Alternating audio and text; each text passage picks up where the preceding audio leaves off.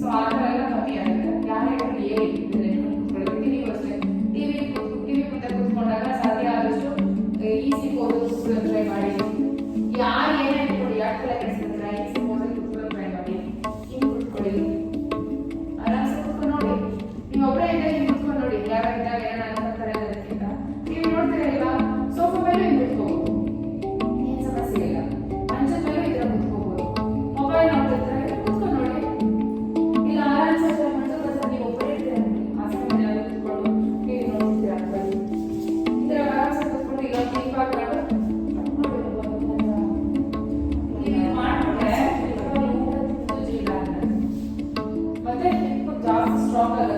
Back pain ಬರಲ್ಲ, ತುಂಬಾ ಒಳ್ಳೇದು.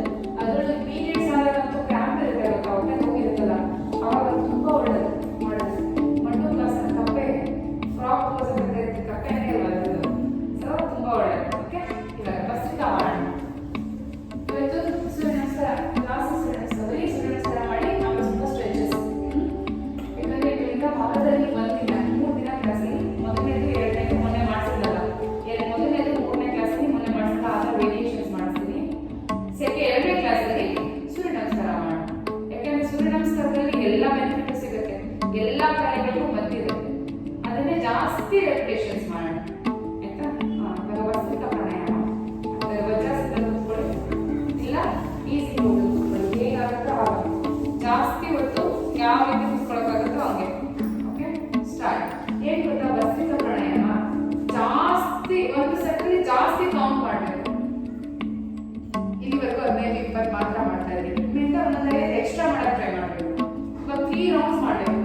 ಇಲ್ಲಿಂದ 1 ರೌಂಡಲ್ಲಿ 20 ಮಾಡಿದ್ರೆ, ಸೆಕೆಂಡ್ ರೌಂಡ್ 25, ಥರ್ಡ್ ರೌಂಡ್ 30, ಈ ಥರ ಜಾಸ್ತಿ ಮಾಡ್ಕೊಳ್ತಾ ಹೋಗ್ಬೇಕು.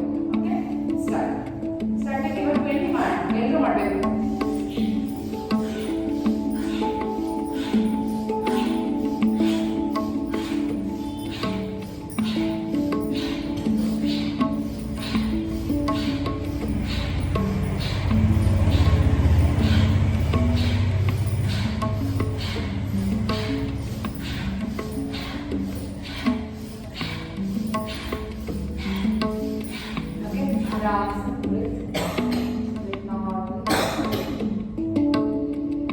ಈಗ ಸುಮ್ಮನೆ ಬಾಯಲ್ಲಿ ಬೇಡ, ಮೂಗಲ್ಲೇ ಮೂಗಲ್ ಟ್ರೈ ಮಾಡಿ.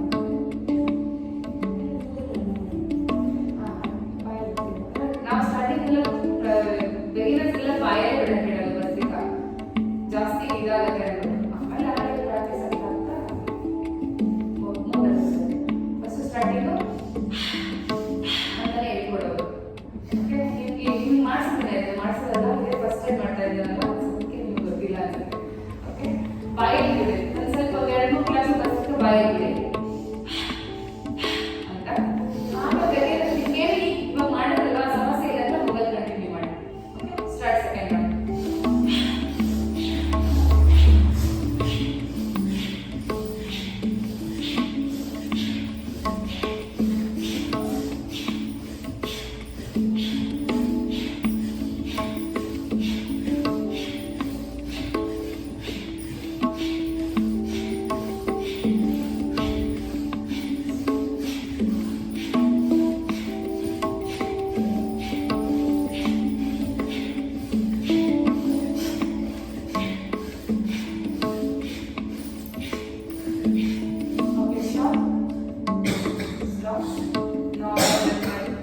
ಇನ್ನೊಂದು ರೌಂಡ್ ಮಾಡೋಣ.